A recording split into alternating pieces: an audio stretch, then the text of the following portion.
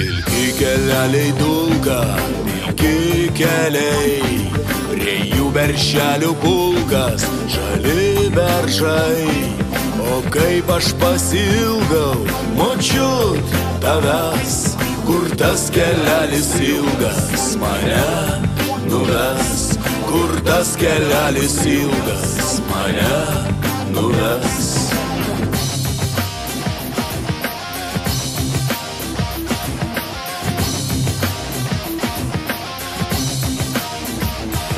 Tai rausta putinėliai, tai putinai, tai laukia motinėlė seniai, seniai.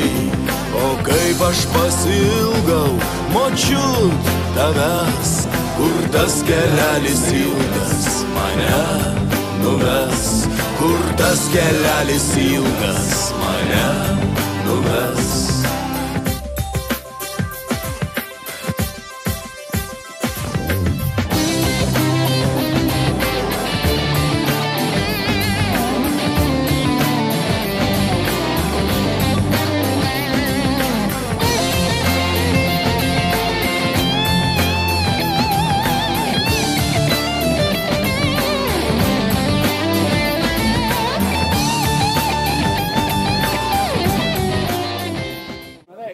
Kuo daugiau akmenų, tada gal ir giliau, o jeigu akmenų mažai, tai tada reikia... Matai mūsų smėlis, netoks Suomijos duos. Matai, raštas iš karjerą tiesiai dar velnio žino. Sakau, tas laukia. Gal vienu kilometras ne Suomių firma, bet jis gamintas Šveicarijai, tas Prancūzija, o anas Suomijai. Reiškia, ne, anas, jo. Tai žvyrkelių jie naudoja, kaip jie sako, gruntinių kelių.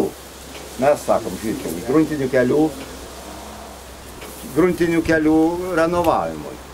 Tai ten Suomiai, aš manau, kitoks, kas buvę, kitokie tie keliai truputį, kad ir gruntiniai, kitoks tas grunt, ten turbūt yra. Ir pas mus Lietuvoje yra iš dolomito, kur daro, dolomitą pila, turbūt kelininkai geriau gali pasakyti. Tos gruntinis. Aš mačiau važiavau kai kur, dabar neatsimenu, kur kad vien dolomito tas papiltas. Mes, žiūrėkime, turim kelius tokius, kokį turim, turim kokį turim, ir ką padaro ta technika mūsų kelių. Tai va, ką dabar padaro ta technika? Ta technika vieną sufrezuoja, toliau grederis lygina, aišku, gali būti ir kitoks grederis, ir pagrindinis tas, kur yra ta kelia, reiškia, suvibruoja. Tai va šitie dalykai, šitas keliukas turėtų, jeigu teisingai viską padaryti, absoliučiai teisingai, aišku, šiandien, kadangi ne viskas ir oras per karštą ir viską padarius, jisai turėtų bent galvojant taip iki metų stovėti be klijų toks stabilus. Bet tikslas yra tame, kad tas technologija leidžia sutaupyti žvyrą. Iš kraštų suvesti, čia dar geras kelias, bet būna, kad iš du bekeliai žvyras išėja iš šonus. Čia gali žvyrą sutempti centrą, suformuoti normalų kelią lanką, kad bando nubėgtų ir tada sutankinti.